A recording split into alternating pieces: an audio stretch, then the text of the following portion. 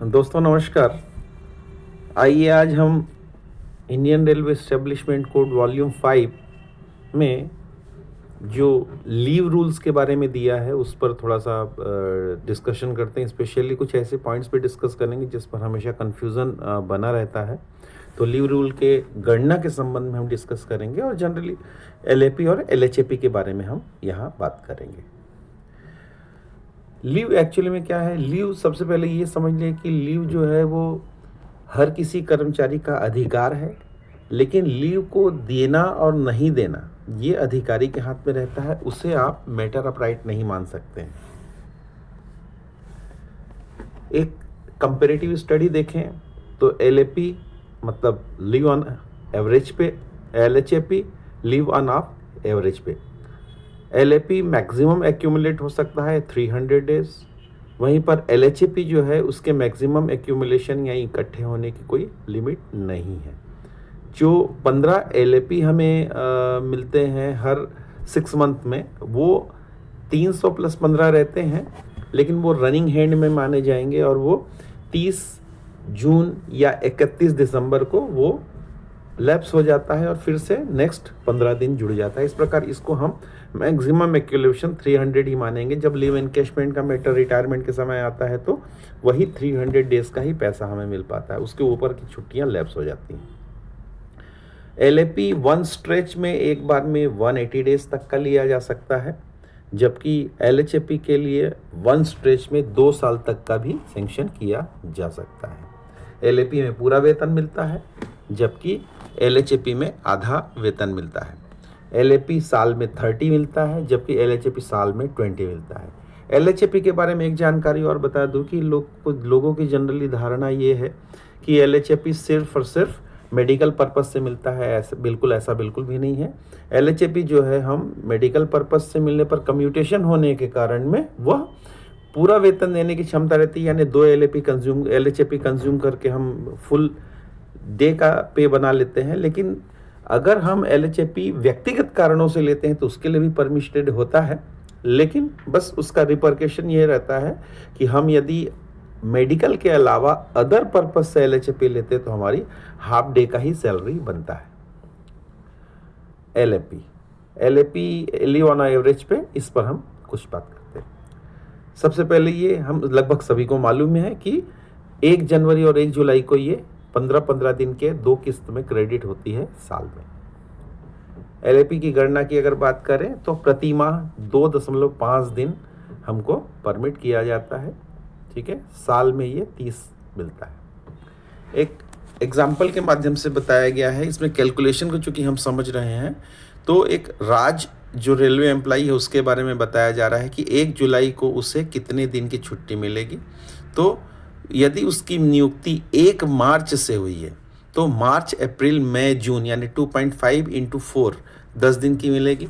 इसमें एक चीज़ हमें जो सबसे ज़्यादा कन्फ्यूज़न रहता है उसको बहुत अच्छे से क्लियर करा दूं मैं कि यदि कंप्लीट कैलेंडर मंथ जो होता है वो यदि कोई सर्विस पीरियड में करता है, यानी 1 मार्च से जैसे ज्वाइन किया राज ने, तो 1 मार्च से अगर उन्हें ज्वाइन किया तो 1 मार्च से 31 मार्च कंप्लीट कैलेंडर मंथ होता है, तो इसमें उसे 2.5 दिन का मिलेगा। लेकिन अगर वही 1 मार्च की जगह 2 मार्च हो जाता तो कंप्लीट कैलेंडर मंथ नहीं होता।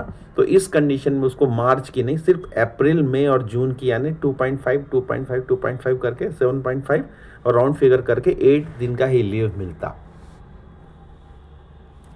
रिटायरमेंट की अगर बात करें तो रिटायरमेंट पर सेवानिवृत्ति की तिथि तक पूरे महीने के लिए छुट्टी मिलेगी। यानी अगर कोई बंदा 31 मार्च को रिटायर होता है, सपोज करते हैं एग्जांपल, तो जनवरी, फरवरी, मार्च के लिए 2.5 जोड़कर 7.5 यानी 8 दिन का एलएपी मिलेगा। अप्रैल में यदि कोई रिटायर होता तो उसको 10 डेज का मिलता, 2.5 × 4 का। ठीक है, कंप्लीट कैलेंडर मंथ के लिए। एग्जाम्पल से भी यहाँ समझाया गया है कि जनवरी से अप्रैल तक यदि कोई रिटायर हो रहा है, अप्रैल में यदि कोई रिटायर हो रहा है तो उसके लिए कैलकुलेशन बताया है 15 अप्रैल को सपोज टू वो सेवानिवृत्त हो रहे हैं। ठीक है, 15 अप्रैल को सेवानिवृत्त, यानी आप ये समझ सकते हैं कि ये सुपर एनुएशन और रिटायरमेंट नहीं है, ये वॉलंटरी रिटायरमेंट है, क्योंकि हमारा जो एक्चुअल रिटायरमेंट होता है सुपर एनुएशन, वो तो महीने के आखिरी दिन होता है, लेकिन ये 15 अप्रैल को सेवानिवृत्त होने वाले हैं। इसका मतलब है कि ये वॉलंटरी रिटायरमेंट है, तो इन्हें जनवरी, फरवरी और मार्च के लिए मिलेगा, क्योंकि अप्रैल में कंप्लीट कैलेंडर मंथ हो ही नहीं रहा है, तो उस ड्यूरेशन का हम उनको 2.5 दिन नहीं देंगे। ठीक है, तो 7.5 डेज होता है 3 मंथ्स के लिए, तो उसको राउंड फिगर करके 8 डेज का इनको मिलेगा। डेथ केस डिसमिसल, इस टाइप के अगर कंडीशंस हैं तो उसमें भी सिर्फ कंप्लीट कैलेंडर मंथ के लिए ही दिया जाएगा। ठीक है,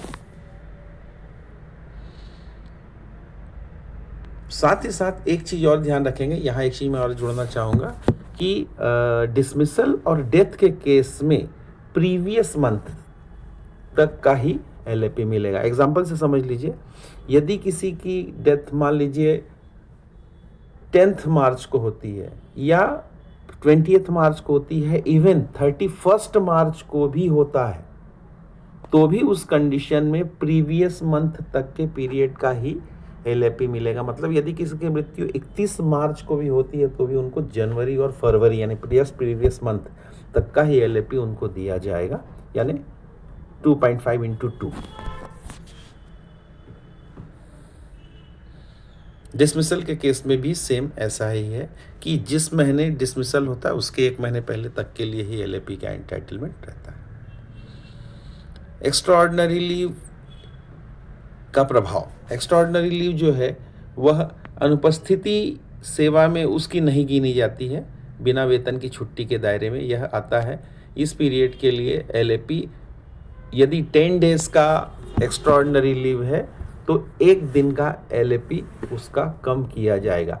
एग्जाम्पल से हम समझ लेंगे इसको, जैसे मान लीजिए कि कोई रेलवे एम्प्लॉय जो है वह, प्रिया का केस यहाँ पे दिया हुआ है ना, तो जनवरी से जून के बीच में यदि प्रिया ने असाधारण छुट्टी ली, एक्स्ट्राऑर्डिनरी लीव ली है, तो 10 दिन के लीव के एक्स्ट्राऑर्डिनरी लीव के बदले 1 दिन का LAP कम किया जाएगा। तो 60 दिन की एक्स्ट्राऑर्डिनरी लीव के बदले उसका 6 दिन का LAP कम किया जाएगा। मतलब जो जनवरी से जून का स्पेल, मतलब जुलाई में जो उनको 15 दिन का LAP मिलने वाला है, अब उनका ये, चूँकि उन्होंने 60 दिन एक्स्ट्राऑर्डिनरी लीव लिया है जिसको हम LWP नाम से भी जानते हैं, तो 15 के जगह में अब उनको सिर्फ और सिर्फ 9 दिन की ही LAP मिलेगी, 6 दिन उनका काट लिया जाएगा। राउंडिंग ऑफ वाला सिस्टम यही है कि जब डेसिमल में कोई फिगर आता है तो 0.5 से यदि ऊपर है या 0.5 है तो उसको नेक्स्ट डे में काउंट करते हैं, लेकिन अगर 0.5 से कम है तो उसको पहले वाले डिजिट में ही ले लिया जाता है। मान लीजिए 7.3 है तो 7 ले लेंगे, 7.7 हो रहा है अगर फिगर तो 8 ले लेंगे उसको। LHAP, leave on half average पे। लीव ऑन हाफ एवरेज पे जो है वो 10 दिन की किस्त में दिया जाता है, 1 जनवरी को 10 दिन का और 1 जुलाई को 10 दिन का।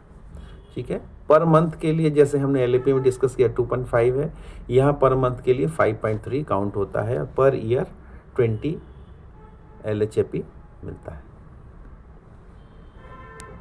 LHAP के कैलकुलेशन की अगर हम बात करें तो इसमें ये है कि यदि 1 फरवरी को किसी की नियुक्ति हुई है तो 1 जुलाई को उसको कितना LHAP मिलेगा, तो उसी का कैलकुलेशन यहाँ पर दिया है, आप देख सकते हैं, स्क्रीनशॉट करके स्टडी भी कर सकते हैं इसको। 8.33 हो रहा है, 5/3 into 5 करके 25/3 8.33, तो राउंड फिगर उसको 8 डेज का लिया गया है उसको। LHAP मेडिकल पर्पस से भी लिया जा सकता है, जैसे हमने पहले डिस्कस किया है, मेडिकल सर्टिफिकेट देना पड़ता है और उसमें हमारा डबल LHAP कंज्यूम होकर फुल डे सैलरी बनती है, और यदि हम व्यक्तिगत कारणों से लेते हैं तो हमारा जो है वो हाफ पेमेंट इसमें बनता है। इसमें नियम, एक चीज़ हमको ये समझना पड़ेगा कि यदि कोई रेलवे एम्प्लॉय 12 मार्च को सपोज ज्वाइन करता है, ठीक है, 12 मार्च को अगर सपोज ज्वाइन करता है तो इस महीने, चूँकि 12 मार्च को ज्वाइन किया है तो अगले 18-19 दिन जॉब करेगा वो, तो उसको उस महीने का भी LHAP दिया जाएगा। इसके पीछे का रीज़न ये है कि उसकी नौकरी जिस महीने में 15 दिन से अधिक होती है तो उस महीने का भी LHAP काउंट किया जाएगा। और अगर 15 दिन से कम की नौकरी होनी, जैसे सपोज कोई 20 मार्च को ज्वाइन करता है तो उसकी नौकरी अगले सिर्फ 11 दिन होने वाली है, तो उस महीने के लिए LHAP उसे नहीं दिया जाएगा उसको। आप ये एग्जाम्पल से इसको स्टडी कर सकते हैं। मैं 2 सेकंड के लिए रोक के रख रहा हूँ इसको, ठीक है, यहाँ आप उसको समझ सकते हैं। स्क्रीनशॉट करके भी आप इसको समझ सकते हैं। सस्पेंशन का क्या इम्पैक्ट होता है, ठीक है। तो क्या बोल रहा है, कर्मचारी को यदि अस्थायी रूप से हटाया गया, सस्पेंशन है, तो वो पीरियड डाइज नॉन में गिना जाता है, यानी वो सर्विस में काउंट, वो वाला पीरियड सर्विस में काउंट नहीं होता है, ठीक है। तो इसमें भी ये बोला जा रहा है कि यदि किसी का सस्पेंशन या इस टाइप की कंडीशन है तो 18 दिन सस्पेंशन, अगर हम देखें एक on an average 18 days suspension है तो एक दिन उसका LHAP जो है वो कम किया जाएगा। सपोज कोई 36 डेज मान लीजिए LHAP उसको जो 10 मिलने वाला है, और अगर वो 36 दिन मान लीजिए एग्जांपल के लिए सस्पेंड रहा है, तो 2 दिन उसका कम कर दिया जाएगा, यानी उसको जो 10 LHAP मिलने वाला है अब उसको वो 8 LHAP मिलेगा। इसको ऐसे ढंग से हम समझ सकते हैं। जैसे एक एग्जांपल से भी यहाँ बताया है, जैसे संजय का केस है, 90 दिन के लिए उसको सस्पेंड किया गया, ये पीरियड उसका डाइज नॉन कहलाएगा। तो 18 दिन के लिए के सस्पेंशन के लिए एक दिन का LHAP कम किया जाता है। तो यहाँ पर 90 डेज उसका सस्पेंशन था, तो यानी 18 5 जा 90 होने पर 5 दिन का उसका LHAP क्रेडिट कम होगा, यानी 10 LHAP जो जुड़ने वाला है उसकी जगह उसका नेक्स्ट 1 जनवरी हो या 1 जुलाई 5 ही LHAP जुड़ेगा उसका। LHAP LAP में अंतर हम यहाँ पर एक समझ सकते हैं। सैलरी LAP में पूरा बनता है, LHAP में आधा बनता है। LAP में 2.5 डेज पर मंथ है, LHAP में 5/3 डेज पर मंथ है। एनुअली 30 LAP मिलता है, जबकि LHAP 20 मिलता है। इंस्टॉलमेंट 15 के इंस्टॉलमेंट पे LAP मिलता है, और LHAP 10 के इंस्टॉलमेंट में मिलता है, ठीक है। और ये जो हमारा सर्विस रिकॉर्ड है उसमें ये कंटिन्यूस अलग अलग LAP और LHAP हेड में जमा होता रहता है, ठीक है। यहाँ कैलेंडर माह का मीनिंग दिखाया गया। कैलेंडर माह से मतलब यही होता है कि किसी माह की 1 तारीख से उस माह की अंतिम तारीख को हम कैलेंडर माह कहेंगे। एग्जाम्पल से यहाँ बताया है 1 जनवरी से 31 जनवरी, दिस इज कैलेंडर मंथ। 1 फरवरी से 28 फरवरी, ये कैलेंडर मंथ। वहीं 15 जनवरी से 15 फरवरी भले दिखने में 30 दिन का महीना दिख रहा है, लेकिन ये कैलेंडर मंथ नहीं कहलाएगा। प्रैक्टिकल प्रॉब्लम कुछ शेयर किया गया है यहाँ पर। मीना की नियुक्ति 1 अप्रैल को हुई है, 1 जुलाई को उसे कितना LAP मिलेगा, ठीक है। ये आपके लिए मैंने क्वेश्चन छोड़ रखा है, आपको इसको खुद देख के समझना है। इसको मैं एक्सप्लेन नहीं करूँगा, ये आपके लिए है। आने वाले वीडियोज़ में हम ऐसे ही प्रैक्टिकल डिस्कस करेंगे ताकि आप लोग थोड़ा सा अवेयर हों और कुछ बेहतर चीज़ सीख सकें।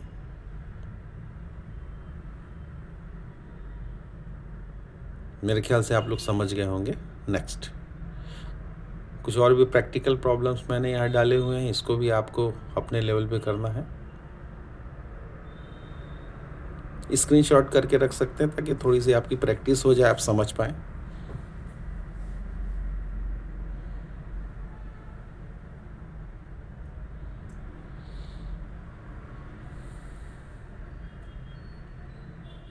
कोई भी एग्ज़ाम देते हैं आप, तो ये एग्ज़ाम में बहुत महत्वपूर्ण प्रश्न हो सकते हैं। ये बड़े बड़े एग्ज़ाम्स में भी इस टाइप के कैलकुलेशन पूछे जा सकते हैं, ठीक है।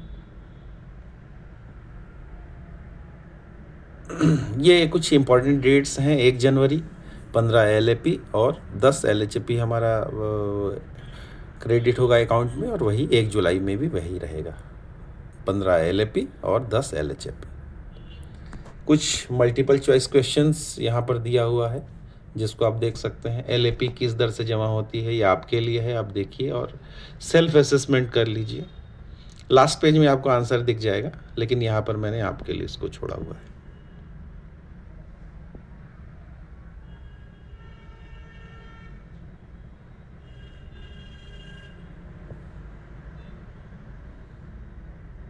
Second question,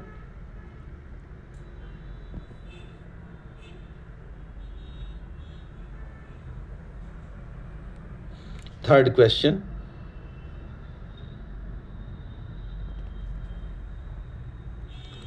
fourth question,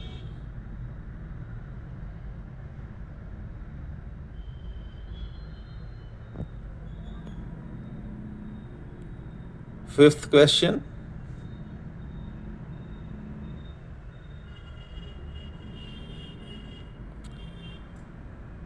sixth question,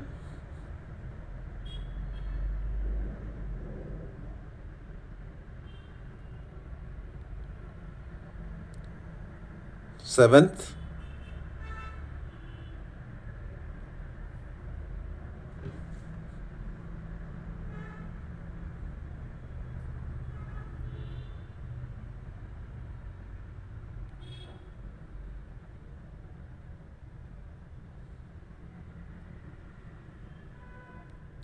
और ये इसका आंसर दिया हुआ है। तो मेरा ये छोटा सा एक प्रयास है कि हम थोड़ा थोड़ा 5 मिनट 7 मिनट के डेली वीडियोस से अपना थोड़ा नॉलेज इम्प्रूव करें, और ऐसे वीडियोस कम से कम मेरा प्रयास यही रहेगा कि रोज़ कम से कम एक वीडियो हम 5 से 7 मिनट का रिवीजन करें, तो धीरे धीरे हमारी तैयारी काफ़ी अच्छी हो जाएगी। ठीक, थैंक यू वेरी मच।